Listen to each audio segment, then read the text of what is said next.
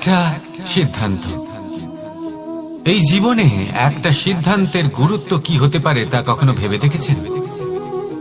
একটা সিদ্ধান্ত সেই ভিত্তি হতে পারে যা আপনার পুরো জীবনকে বদলে দিতে পারে, এই সমস্ত সংসারকে বদলে দিতে পারে, ভবিষ্যৎ বদলে দিতে পারে। এই সিদ্ধান্ত যে কোন রাস্তা চয়ন করতে হবে, সেই সিদ্ধান্ত যে কখন সামনে এগোতে হবে আর কখন থেমে যেতে হবে, সেই সিদ্ধান্ত যে কখন যুদ্ধ করতে হবে আর কখন নিজেকে পিছু পা হতে হবে। এই সিদ্ধান্ত হলো খুব গুরুত্বপূর্ণ। আর আপনি তো এই সংসারে একা নন, তাই আপনার একটা সিদ্ধান্ত শুধু আপনার জন্যই নয়, সমস্ত সংসারের জন্য গুরুত্বপূর্ণ হতে পারে। এবার এই সিদ্ধান্ত আপনারই হবে। ভাবনা চিন্তা করে নেবেন, সাফল্য পাবেন। রাধা রাধা। ভবিষ্যৎ। সংসারে এমন কোন ব্যক্তি আছেন যিনি নিজের ভবিষ্যতের বিষয়ে ভাবেন না? যে কেউ ভাবেন আমার ভবিষ্যৎ কিছু এরকম হবে, আমি ভবিষ্যতে এরকম কিছু একটা করব, এই সুবিধা থাকবে, এই আনন্দ পাবো, ইত্যাদি ইত্যাদি। কিন্তু সত্যি বলি, ভবিষ্যতের থেকে বড় ভণ্ড আর কেউ নেই। ভবিষ্যৎ আপনাকে ছেড়ে চলে যাবে, আপনি জানতেও পারবেন না। ভবিষ্যৎ আপনার থেকে আপনার বর্তমান কেড়ে নেবে। অনেক সময় আমরা ভবিষ্যতের বিষয় ভাবতে থাকি, দুশ্চিন্তা করতে থাকি, ভবিষ্যৎ দিয়ে নিজেকে এতটাই ঘিরে ফেলি যে বর্তমান কি তা ভুলেই যাই, তার বোধই আমাদের থাকে না। ভাবুন, ভবিষ্যৎ কি? ভবিষ্যৎ হলো সেটাই যা এখনো পর্যন্ত ঘটেনি। বর্তমান হলো সেটা যা এখন ঘটছে। তাহলে যা এখনো ঘটেইনি তার বিষয়ে দুশ্চিন্তা করে নিজেকে ব্যতিব্যস্ত কেন করছেন? এই বর্তমান, এটাই হলো গুরুত্বপূর্ণ। এর উপরে সমস্ত ভাবনা কেন্দ্রীভূত করুন। মনে লক্ষ্য অবশ্যই রাখুন, কিন্তু পুরো মনোযোগ শুধু বর্তমানে থাকবে। এই বর্তমানকে যদি সামলে নিতে পারেন, তাহলে আপনার ভবিষ্যৎ এমনি উজ্জ্বল হয়ে উঠবে। তাহলে আসুন আমার সাথে ভালোবেসে বলুন, রাধা রাধা। সময়। কথায় আছে, আমাদের জীবনের প্রত্যেক মুহূর্ত স্বর্ণের মতো হয়। এবার হয় আমরা একে নিজেদের কাছে রাখতে পারি, বা একে আমরা চলে যেতে দিতে পারি। কারণ এই ছোট ছোট মুহূর্তই আছে যা আমাদের জীবনকে গড়ে তোলে। এখন এই জীবন কেমন হবে তা আমাদের উপর নির্ভর করে। যদি আপনি একটা মুহূর্তের যত্ন না নেন, যদি আপনি এক মুহূর্ত ভালো না বাসেন, যদি আপনি এক মুহূর্ত স্নেহের আনন্দ না উপভোগ করতে পারেন, তাহলে দেখতে দেখতেই আপনার সমস্ত সময় নষ্ট হয়ে যাবে, আপনি জানতেও পারবেন না। অর্থাৎ এই সময় স্বর্ণ হতে পারে না। তবে আমরা একে স্বর্ণ বানিয়ে নিতে পারি আমাদের চেষ্টার মাধ্যমে। এই সময় শুধু একটি লাঙল যা মাটির সাথে লড়াই করতে পারে, আর কিছু নয়। একটা অত্যন্ত গুরুত্বপূর্ণ কথা মনে রাখবেন, আপনার কাছে শুধু সময় আছে। এবার আপনি এটা দিয়ে স্বর্ণ বানাবেন, না ঘুমিয়ে স্বপ্ন দেখে একে নষ্ট করবেন, সিদ্ধান্ত আপনারই। রাধা রাধা। ভগবান। প্রত্যেক কঠিন পরিস্থিতিতে এই নামই আছে যা আমাদের উপায় দিয়ে থাকে। ব্যক্তি যান, ভগবানের পুজো করেন, আরাধনা করেন, ব্রত পালন করেন, মন্দিরে যান, পুজো পাঠ করেন, ভগবানকে জাগিয়ে তোলেন। আর তারপর শুরু হয় সমস্ত প্রশ্ন। হে ভগবান, আমার সাথে এরকম কেন হচ্ছে? কেন আমারই জীবনে এত দুঃখ আছে? আমি কিভাবে এর সম্মুখীন হব? আমাকে কেন এত কষ্ট ভোগ করতে হচ্ছে? হে ভগবান, আমি কি করব? আমাকে সাহায্য করুন, কোনো রাস্তা দেখান।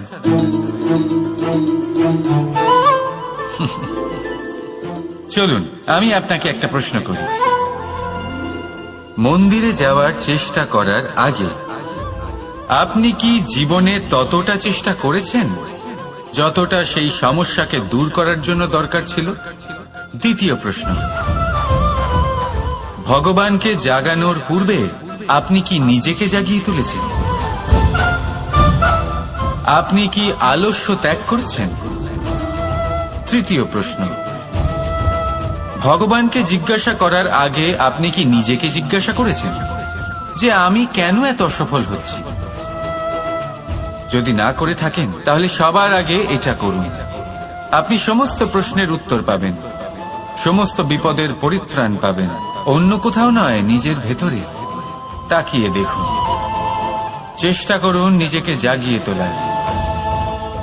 আপনি সফল অবশ্যই হবেন, কারণ এই পরমাত্মা, ওই পরমেশ্বর, ওই পরব্রহ্ম আপনার মধ্যেই তো আছে।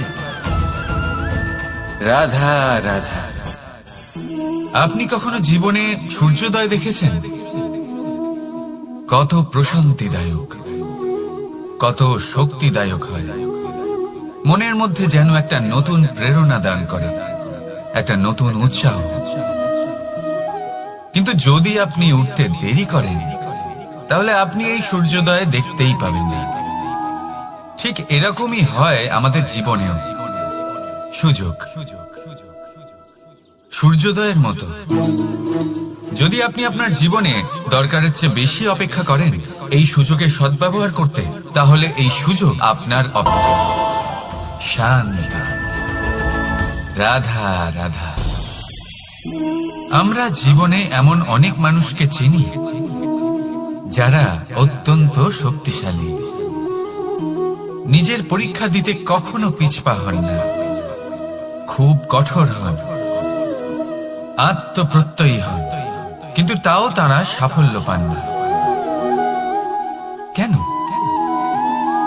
কি কারণ হতে পারে এর? লৌহ মানবের মতো ব্যক্তিত্বের অধিকারী হওয়া সত্ত্বেও তারা সফলতা কেন লাভ করেন না? এবার এটার উত্তর তাদের ব্যক্তিত্বের মধ্যেই লুকিয়ে রয়েছে।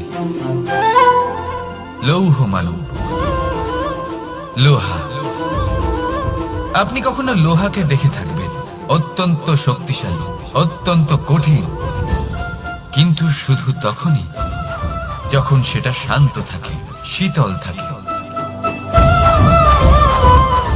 তাকে উত্তপ্ত করুন, তা আর কঠিন থাকবে না। তার উপরে এক চিনতে শিখুন সেই চিন্তাগুলো যা ক্রোধ বাড়িয়ে দেয়, আর সেগুলোকে শেষ করে দিন, নয়তো সেই রাগ আপনার পতন অবশ্যই ঘটাবে। রাধা রাধা। আমরা অনেকবার লোকের থেকে এই কথা শুনেছি, জীবনে যখনই ধন অর্জন করবে বাঁচিয়ে রাখবে। কি হয়, কঠিন পরিস্থিতিতে আপনার খারাপ সময় তা আপনার কাজে আসে। কিন্তু এই কথা কি 100% সত্যি? ভাবুন, এই সমস্ত ধন যে আপনি অর্জন করেছেন তা কি আপনাকে সুস্বাস্থ্য দিতে পারবে? এই সমস্ত ধন কি আপনাকে সুখ এনে দিতে পারবে? পারবে না, তাই না? চলুন আমি আপনাকে একটা কথা বলি। পরমেশ্বর, ঈশ্বর, যদি এই ঈশ্বরের উপর আপনি বিশ্বাস রাখেন, সর্বদাই ভালো কাজ করেন, সবার মধ্যে প্রেম ছড়িয়ে দেন, আর সবার জন্য শুধু ও শুধুমাত্র শুভ কামনা করেন, তাহলে আপনার সাথে কখনো কোনো খারাপ হতে পারে না। তাই সময় বদলান, সময় বদলানোর উপকরণ নয়। আর ভালোবেসে বলুন, রাধা রাধা। অনেকবার আমাদের দৃষ্টিভঙ্গি এমন হয়ে থাকে যে আমাদের আসল সত্যের থেকে অনেকটা দূরে নিয়ে যায়। আমরা যেরকম দেখি সেরকম সবসময় হয় না। এবারে দেখুন না,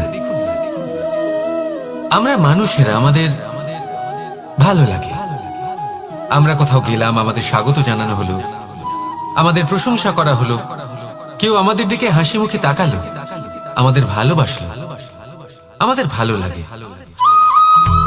কিন্তু যদি কেউ ক্রুদ্ধ হয়, কটাক্ষ করে, ব্যঙ্গ করে, তাহলে আমরা তক্ষুনি তাকে নিজের শত্রু ভেবে ফেলি, তার উপরে ক্রুদ্ধ হয়ে যাই। একটা কথা মনে রাখবেন, এই হাসি সবার জন্যই হয়। আপনি তাদেরকেও হাসি উপহার দিতে পারেন যাদের আপনি চেনেন, তাদেরও দিতে পারেন যাদের আপনি চেনেন না। ছোটদের দিতে পারেন, বড়দের দিতে পারেন, সবার জন্যই হলো এই হাসি। কিন্তু ক্রোধ, ক্রোধ তাদের উপরেই আসে যাদের আমরা জীবনে কখনো হারাতে চাই না, যাদেরকে আমরা অসম্ভব ভালোবাসি, যাদের জন্য আমরা আশা করি যে তাদের জীবনের পরবর্তী সময় সব সময় সুখময় হোক, উজ্জ্বল হোক। সেই জন্য আপনার জীবনে সমস্ত সেই ব্যক্তি যারা আপনার উপরে ক্রুদ্ধ হন, কটাক্ষ করেন, জরুরি নয় তিনি আপনার শত্রুই হবেন। হতে পারে সে হলো আপনার শুভাকাঙ্ক্ষী, যিনি আপনার শুধুমাত্র ভালোই চান, যিনি আপনার জন্য একটা সুন্দর ভবিষ্যৎ চান। সেই জন্য সব সময় মন দিয়ে অন্যের কথা বোঝার প্রয়াস করুন। আপনি জানতে পারবেন তাদের কর্মের ধর্ম কি হতে পারে, আপনি জানতে পারবেন তাদের ক্রোধের মর্ম কি হতে পারে। রাধা রাধা। জীবনের এই পথে এগোতে এগোতে আমরা কোথাও থেমে যাই, আমরা জানি না কেন। আমরা চেষ্টা করি যেন আমরা সামনে এগোতে পারি, কিন্তু এরকম হয় না। কি কারণ হতে পারে? আসুন আমি আপনাকে বোঝাই। মনে করুন আপনি কোনো রাস্তায় হাঁটছেন, আপনার পা মুচকে গেল, আপনি পায়ে আঘাত পেলেন। এখন এই আঘাত যদি আপনাকে পথ চলতে বাধা দেয়, তখন আপনি থেমে যান। যদি আপনার ভাবনা চিন্তা ক্ষুদ্র হয়, তাহলে আপনি জীবনে কখনোই এগোতে পারবেন না।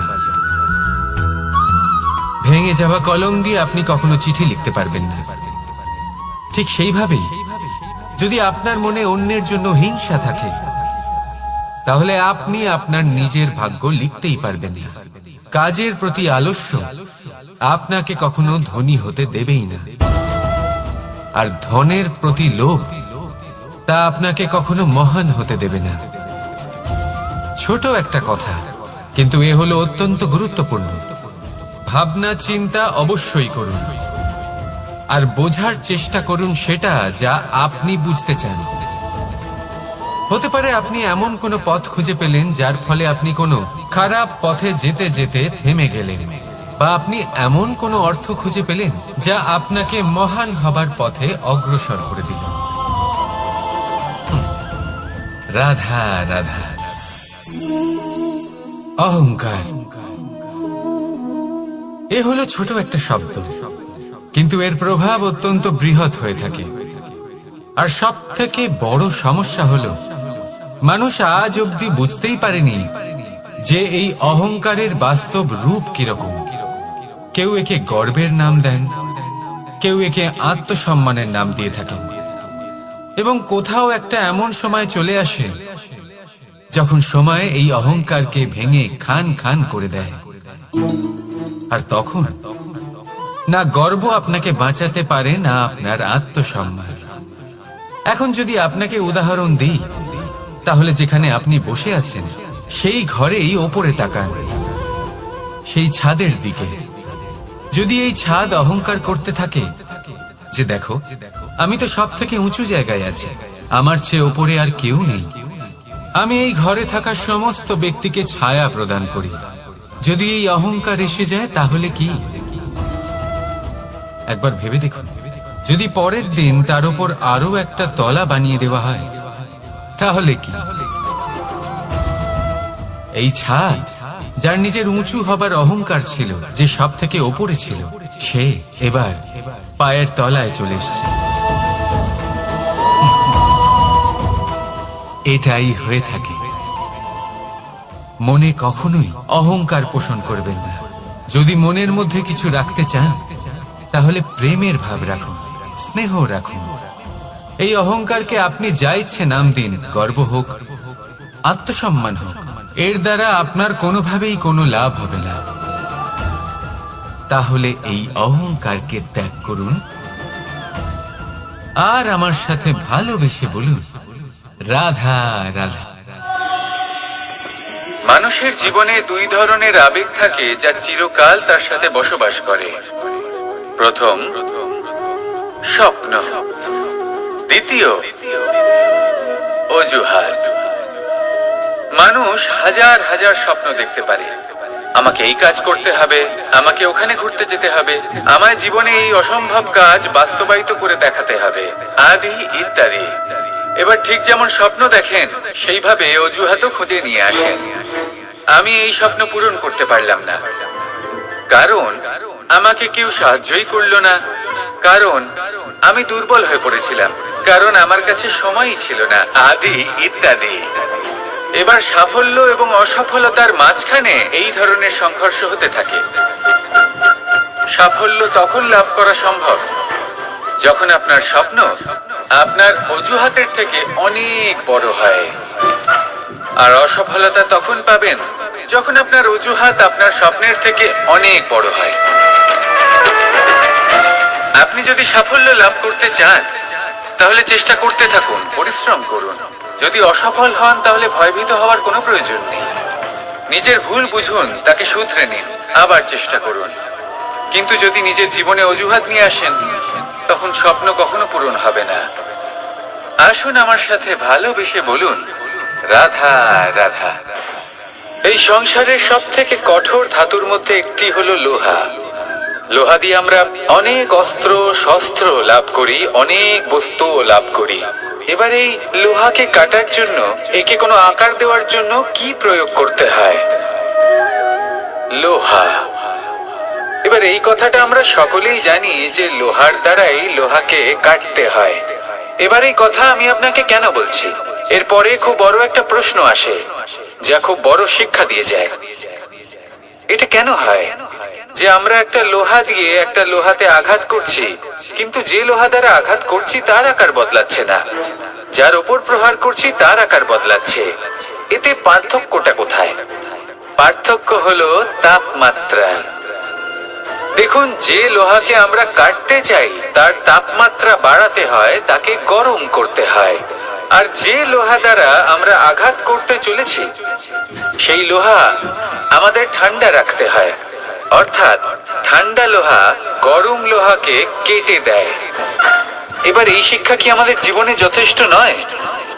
আমাদের জীবনে অনেক সমস্যা আসতে পারে, কিন্তু আমাদের এই বিষয়ে বিশেষ খেয়াল রাখতে হবে যে আমাদের মনকে আমরা যেন ঠান্ডা রাখি, এই মস্তিষ্ককে শান্ত রাখতে হবে।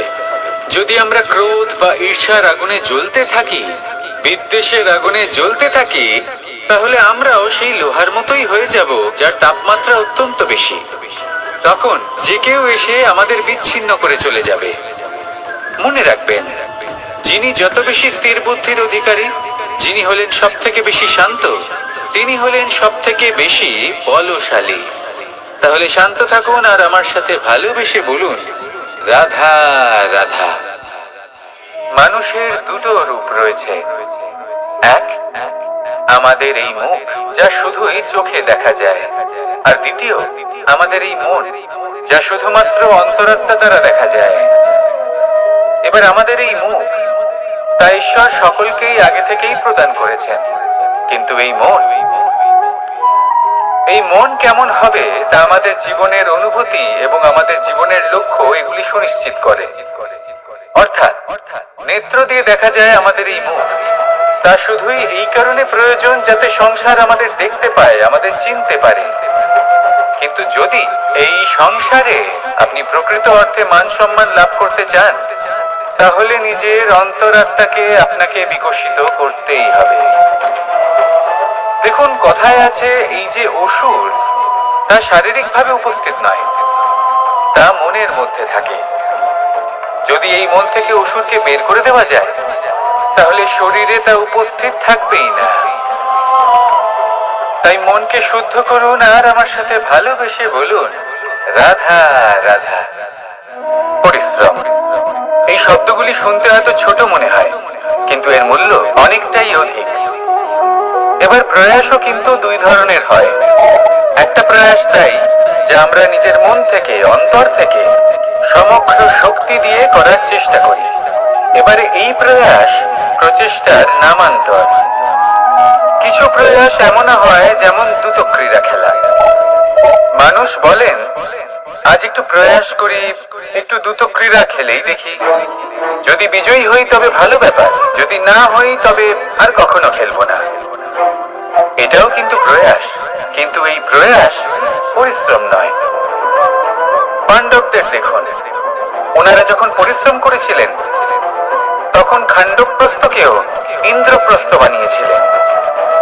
দ্রুত ক্রীড়া খেললেন, সেই মুহূর্তেই ইন্দ্রপ্রস্থ হারিয়ে ফেললেন। পরিশ্রম করলেন, সগৌরবের রাজা হলেন। দ্রুত ক্রীড়া খেললেন, তখন এক মুহূর্তে রাজা থেকে নিঃস্ব হয়ে গেলেন। সারমর্ম এটাই যে দ্রুত ক্রীড়া কখনো কখনো আপনার মিত্র হতে পারে, কখনো সে আপনাকে বিজয়ী করতে পারে, কিন্তু প্রয়াস এবং পরিশ্রম যখন একসাথে মিলিত হয় তখন তা সর্বদাই আপনার সাথে থাকে।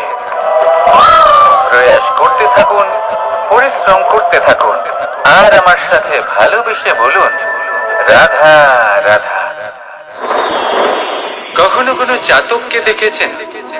একটা চাতক বর্ষার জন্য অপেক্ষা করে, সেই বর্ষার জলে নিজের তৃষ্ণা নিবারণ করে, নয়তো সারা বছর তৃষ্ণার্ত থেকে যায়।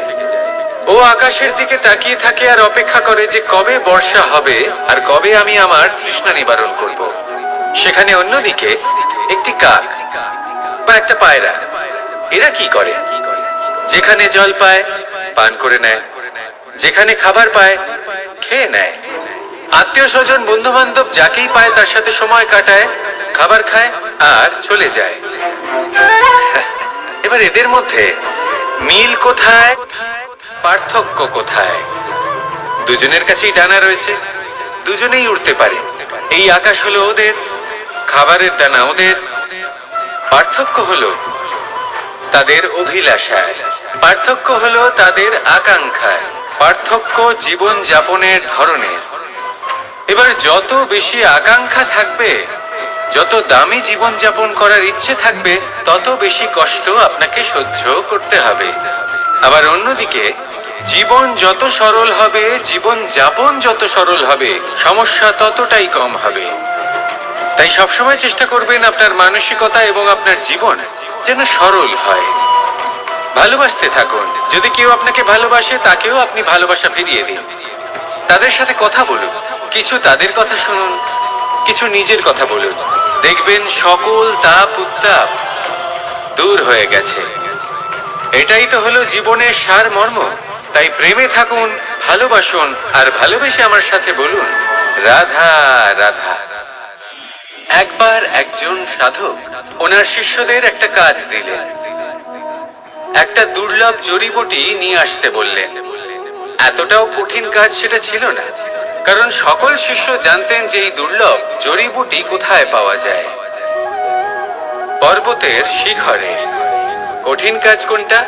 সেখানে পৌঁছানোর সেই পথ, যা ছিল কাঁটায় জর্জরিত, পাথরে পরিপূর্ণ, যেখানে পিছলে পড়ার আশঙ্কা রয়েছে এবং গভীর ক্ষত পেতে পারে সবাই।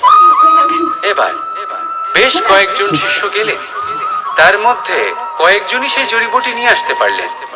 কারণটা কি ছিল? কিছু শিষ্যের মনোযোগ ছিল শুধুমাত্র লক্ষ্যের দিকে, অর্থাৎ পর্বতের সেই শিখরে। কিছু শিষ্যের মনোযোগ ছিল পথের এই সংকটগুলির ওপর। কিছুজন নিজের সমস্ত মনোযোগ, সমস্ত শক্তি কেন্দ্রীভূত করলেন শুধুমাত্র লক্ষ্যের দিকে। বাকিরা মনোনিবেশ করলেন এই সংকটের থেকে নিজেকে বাঁচাতে। কিন্তু যাদের মনোযোগ শুধু লক্ষ্যের দিকে ছিল, শুধু তারাই জড়িবুটি নিয়ে আসতে পারলেন। কারণ কি ছিল? একটা সহজ ব্যাপার যা আমাদের বুঝতে হবে। আমরা যদি লক্ষ্যে পৌঁছতে চাই, তাহলে বিপদের সম্মুখীন তো আমাদের হতেই হবে, আর কোনো বিকল্প নেই। যন্ত্রণাও হবে, পায়ে কাঁটাও হয়তো ফুটতে পারে, হয়তো পড়েও যেতে পারেন, হয়তো রক্তপাতও হতে পারে, কিন্তু তার সাথেই সাফল্য অর্জনের যে আনন্দ সেটাও পাওয়া যায়। সেই জন্য নিজের মনোযোগ সবসময় লক্ষ্যের দিকে রাখুন, পথের সেই বিপদগুলির দিকে নয়। সত্যি কথা বলতে এই বিপদ এটা কিছুক্ষণের, আজ আছে কাল নাও থাকতে পারে, কিন্তু যদি লক্ষ্যকে প্রাপ্ত করতে পারেন তাহলে তার আনন্দ আপনার সাথে সারা জীবন রয়ে যাবে। তাহলে লক্ষ্য প্রাপ্ত করুন আর আমার সাথে ভালোবেসে বলুন, রাধা রাধা। ওমাই কি, আমি কখন থেকে এখানে অপেক্ষা করছি, হাত পেতে দাঁড়িয়ে রয়েছি যাতে একটা ফল আমার হাতে এসে পড়ে এবং সেটা আমি খেতে পারি। কখন থেকে অপেক্ষা করছি, কিন্তু সেটা হচ্ছেই না। এবার আপনি বলবেন যে এসব কি বলছি, এ কি অদ্ভুত কথা বলছি। যদি ফল খেতে হয় তাহলে আমাকে বৃক্ষে চড়তে হবে, ফলের কাছে পৌঁছতে হবে, তবেই তো ফল পাবো। এবারে এটা অত্যন্ত সহজ ব্যাপার, কিন্তু এই বিষয়টা আপনি নিজের জীবনের প্রসঙ্গে ভেবে দেখুন। লক্ষ্য কোথায় আছে আপনি জানেন, সেই লক্ষ্যে পৌঁছানোর পথ কি সেটাও আপনি জানেন, সেই পথে চলার ক্ষমতাও আপনার রয়েছে, কিন্তু তাও আপনি নিজের লক্ষ্য লাভ করতে পারছেন না। কেন? কারণ আপনি অপেক্ষা করছেন যে লক্ষ্য আপনার সামনে চলে আসবে, কিন্তু তা হয় না। লক্ষ্য সে যাই হোক না কেন, ধন হোক, প্রেম হোক, কোনো সম্মান হোক বা মোক্ষ হোক, যদি আপনি তার দিকে অগ্রসর না হন তাহলে ফল প্রাপ্তি অসম্ভব ব্যাপার, তা কোনোদিনই হবে না। সেই জন্য আপনার চোখের সামনে আপনি যদি নিজের লক্ষ্যকে দেখতে পান তাহলে উঠুন এবং সেই দিকে অগ্রসর হতে শুরু করুন। নিজের অন্তরের সকল অশুভ গুণ দূর করুন, অলসতা ত্যাগ করুন, অজ্ঞানতা ত্যাগ করে দিন এবং চলতে থাকুন। অবশ্যই মনোবাঞ্ছিত ফল লাভ করতে পারবেন। মনে রাখবেন, চলতে থাকলে তবেই লক্ষ্য প্রাপ্তি হবে। অপেক্ষার দ্বারা শুধুমাত্র মৃত্যু লাভ হবে। আসুন আমার সাথে ভালোবেসে বলুন, রাধা রাধা। একবার একটা শেয়াল বনে বিচরণ করছিল। ও একটা ছোট্ট শাবক দেখতে পেল। ও ভাবলো, আজ একেই আমি খাবার হিসেবে গ্রহণ করব। আশেপাশে দেখলো কেউ দেখছে না তো, কেউ ছিল না, আর সেই শাবকের ওপর আক্রমণ করলো, যা হলো একটা ঘোর অপরাধ। বনের নিয়ম অনুসারে আপনি কখনোই শাবকের উপর আক্রমণ করতে পারেন না। তারপর এই খবরটা যখন রাজা সিংহ জানতে পারলেন, সভার আয়োজন করলেন। কিন্তু সেখানে শেয়াল বলল, আমি তো এরকম কিছু করিনি। কিন্তু যদি আপনি এরকম বলেন, কোনো প্রমাণ দিন, এর কোনো সাক্ষী আছে? তখন রাজা সিংহ পেঁচাকে ডেকে পাঠালেন, যে সেই মুহূর্তে বৃক্ষের শাখার ওপর বসেছিল, সে সব কিছু দেখেছিল। পেঁচা সব সত্যি কথা বলল, আর শেয়ালকে মৃত্যুদণ্ড দেয়া হলো। এবার এই কাহিনী আমি আপনাকে কেন শোনালাম? কারণ মানুষও কখনো কখনো এরকম কর্ম করেন যা শিয়াল করেছে। এটা ভাবেন কেউ দেখছে না, যখন আমি অনুচিত কর্ম করতেই পারি। কিন্তু না, আপনি যাই করুন না কেন, কেউ না কেউ অবশ্যই তা দেখছে। কোনো ব্যক্তি না হলেও কোনো প্রাণী, না হলে কোনো যক্ষ বা দেব বা প্রেত। যদি এনারা কেউ না দেখেন, তাহলে ধরিত্রী মাতা দেখেন, যেখানে দাঁড়িয়ে আপনি সেই কর্ম করছেন, তাই না? তাই একটা কথা সবসময় মনে রাখবেন, কে দেখছেন কে দেখছেন না সেই বিষয়ে ভাবা ছেড়ে দিন। এটা খুব সহজ কথা।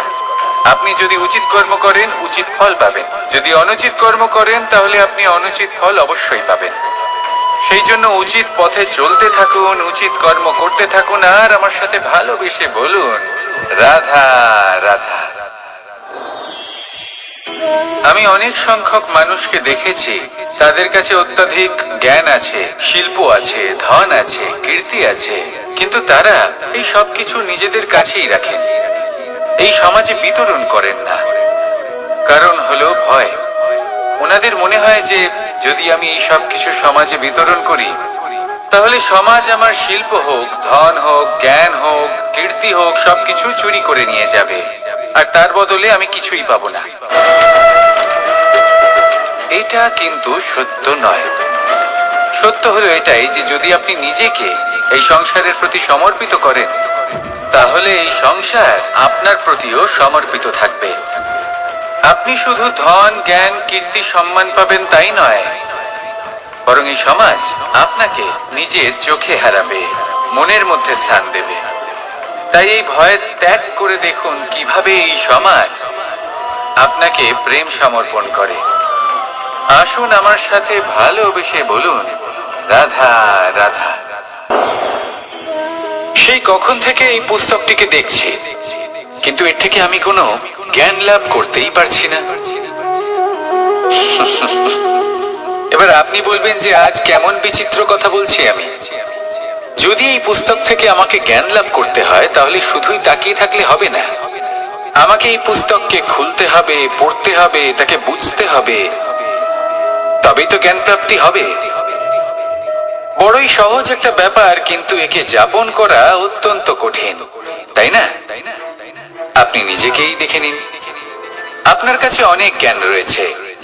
সহজ থেকে সহজতর জ্ঞানের কথা যদি বলি, আপনি এটুকু তো জানেন যে সত্যি কথা বলা ভালো কাজ, দান করা হলো পুণ্যের কাজ। আপনি জানেন যে পরিশ্রম করলে সাফল্য আসবে। এই জ্ঞান তো আমাদের কাছে রয়েছে, এমন অনেক জ্ঞান আমাদের কাছে রয়েছে, কিন্তু আলস্যের কারণে, অবহেলা করে আমরা শুধু এই জ্ঞান প্রয়োগ করতে পারি না।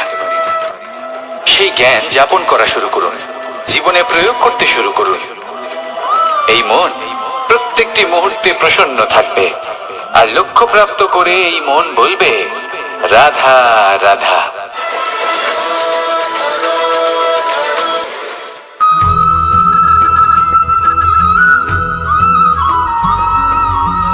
সংসারের সব থেকে বড় সুখ কি? কেউ বলবেন নিজের লক্ষ্য প্রাপ্ত করা, কেউ বলবেন ধন উপার্জন করা, কেউ বলবেন নিদ্রাই সব থেকে বড় সুখ, কেউ বলবেন রাজ্য লাভ করা, আবার কেউ বলবেন মাতার হাত থেকে খাবার খাওয়া,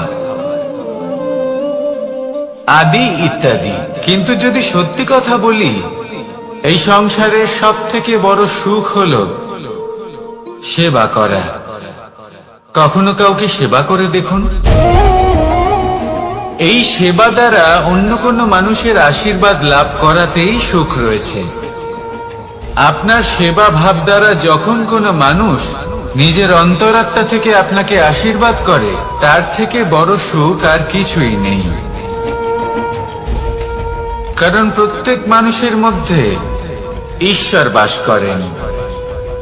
নরের সেবাই হলো নারায়ণের সেবা। নিষ্কাম সেবা করাই হলো সব থেকে বড় সুখ। তাই নিজের অন্তরে সেবার এই ভাব জাগ্রত করুন। যে সুখের কথা আমি বলছি, সেই সুখ অনুভব করেই দেখুন। এই মন সুপ্রসন্ন হয়ে বলবে, রাধা রাধা। বাহ! পুষ্পের সুবাস আমার খুব ভালো লাগে। অত্যন্ত সুন্দর হয় এই পুষ্প। এইভাবে চারিদিকে পুষ্প দেখে মন আনন্দিত হয়ে ওঠে। এবার আপনারা ভেবে দেখুন, আমার চারিদিকে পুষ্প নয়, আগুন আছে। তাহলে কি হবে? আমার শরীর কি জ্বলে যাবে না? অবশ্যই জ্বলবে। শরীরকে কি আগুনের তাপ সহ্য করতে হবে না? অবশ্যই সহ্য করতে হবে। এটাই হলো প্রকৃতির নিয়ম। এই নিয়ম কিন্তু আমরা সবাই জানি, কিন্তু আমাদের মধ্যে বেশিরভাগ মানুষ এই বিভ্রান্তি নিয়ে বাঁচি যে এই যে প্রকৃতির নিয়ম, তা আমার উপর প্রযোজ্য নয়। তা কিন্তু নয়। আমাদের চতুর্দিকে এই যে নিসর্গ রয়েছে, আমরা তার কতটা ক্ষতি করি সেটা একবার ভেবে দেখুন। আমরা বনাঞ্চল জ্বালিয়ে দিই, বায়ু দূষিত করি, জল দূষিত করি, প্রাণীদের হত্যা আমরা করি। কেন? এই নিসর্গ আমরা নষ্ট করি, যদিও আমরা জানি যে আমরাও হলাম এই নিসর্গেরই অংশ। এবার দেখুন, শরীরের কোনো অংশে যদি আগুন ধরান, আস্তে আস্তে সমস্ত শরীরও জ্বলে যাবে। সেইভাবেই নিসর্গ যদি নষ্ট হয়ে যায়, তাহলে মনুষ্য জাতিও নষ্ট হয়ে যাবে। তাই এই যে নিসর্গ আপনি দেখছেন, এই পুষ্প, এই বৃক্ষ, বায়ু, জল, এদের সকলকে রক্ষা করুন, নষ্ট নয়। মনে রাখবেন, যদি নিসর্গ থাকে মানুষ থাকবে, যদি নিসর্গ থাকে তাহলেই জীবন থাকবে। আসুন আমার সাথে ভালোবেসে বলুন, রাধা রাধা। এই সংসারে সবাই বলেন, আমি অর্জুনের মতো হয়ে উঠতে চাই। সবাই চায় যে তারাও যেন অর্জুনের মতো গান্ডীব লাভ করে। তারাও চায় যে তাদেরকেও মহাদেব এসে পশুপতি অস্ত্র দান করবেন। তারাও এটাই চায়, মহাভারতের মতো মহাসংগ্রামে বিজয়ী হতে। কিন্তু সবাই ভুলে যান যে অর্জুন যা হতে পেরেছিলেন সবকিছুই অর্জন করেছিলেন।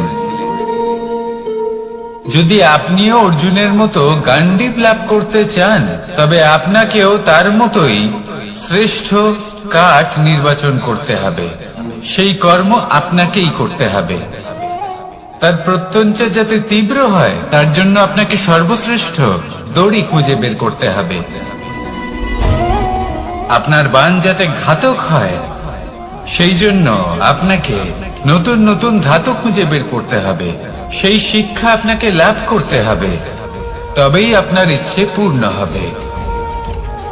অর্জুন হওয়া বড়ই সরল, যদি আপনি কিভাবে অর্জন করতে হয় তা জানেন। শুধুমাত্র স্বপ্ন দেখেন যারা, তারা কখনোই অর্জন করতে পারবেন না। কিন্তু যদি কেউ অজ্ঞাতবাস ভোগ করতে পারে, যদি কেউ লাক্ষাগৃহ থেকে পালিয়ে বাঁচতে পারে, যদি কেউ কঠোর তপস্যা করতে পারে, প্রতীক্ষা করতে পারে এবং পরিশ্রম করতে পারে, তাহলে সে অর্জুন অবশ্যই হয়ে উঠবে। যদি আপনি অর্জুন হয়ে উঠতে চান, তাহলে কর্ম করতে শিখুন আর আমার সাথে ভালোবেসে বলুন, রাধা রাধা। জীবন থাকলে লক্ষ্য অবশ্যই থাকবে। যদি লক্ষ্য থাকে, তার পথ অবশ্যই থাকবে। যদি পথ থাকে, তাহলে বাধা অবশ্যই থাকবে।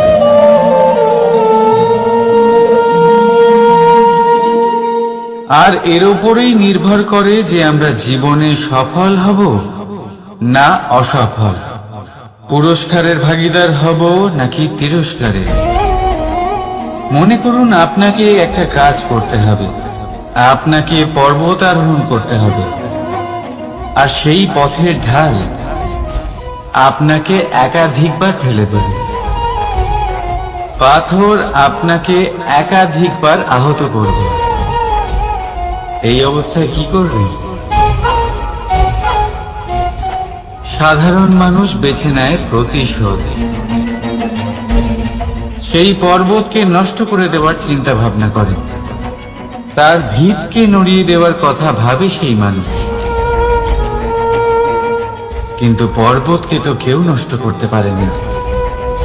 তাই অসফল হওয়ার সাথে সাথে কুখ্যাতিরও ভাগীদার হয়ে যায় সে। দ্বিতীয় পথ হল পরিবর্তন। যদি আপনি সেই পর্বত ভাঙার পরিবর্তে তাতে সোপান তৈরি করেন, তাহলে আপনিও সেই পর্বতে উঠতে পারবেন, অন্য কেউ তাতে উঠতে পারবে, আগামী প্রজন্মও তাতে উঠতে পারবে। আর সেই আগামী প্রজন্ম সর্বদা আপনার সুনাম করবে। তাই জীবনে প্রতিশোধ নয়, পরিবর্তন বাছুন। বদলা নয়, বদল বেছে নিন। আপনার বাধা আপনার বন্ধু হয়ে যাবে। রাধা রাধা। সমস্ত মানুষের জীবন কিছুটা সমান হয়। মানুষ জন্মগ্রহণ করে, তারপর চলতে শেখে, জীবনে এগিয়ে চলে, বার্ধক্য লাভ করে, তারপর সমাপ্ত হয়ে যায়। কিন্তু সেই ব্যক্তিরা কারা যারা প্রকৃত অর্থে মনুষ্য জীবন যাপন করেন? এনারা হলেন সেই ব্যক্তি যারা পড়ে গেলেও আবার উঠে দাঁড়ানোর চেষ্টা করেন, নিজের ভেঙে পড়া অস্তিত্বকে আগলে নিয়ে আবার একটা আকার দেওয়ার চেষ্টা করেন, ভগ্ন আশাকে আবার একটা নতুন দিশা দেন। অসফল হওয়ার পরেও থামেন না, আবার এগোতে থাকেন। অসফল হওয়ার পরে যদি আপনি থেমে যান, তাহলে সাফল্য আপনার সামনে অপেক্ষা করে, কিন্তু আপনি তা দেখতে পান না। তাই জীবনের সংঘর্ষে অংশগ্রহণ করতে শিখুন। জীবনের সংঘর্ষ থেকে পালাবেন না। আসুন আমার সাথে ভালোবেসে বলুন, রাধা রাধা। একবার একটা শেয়াল বনে বিচরণ করছিল।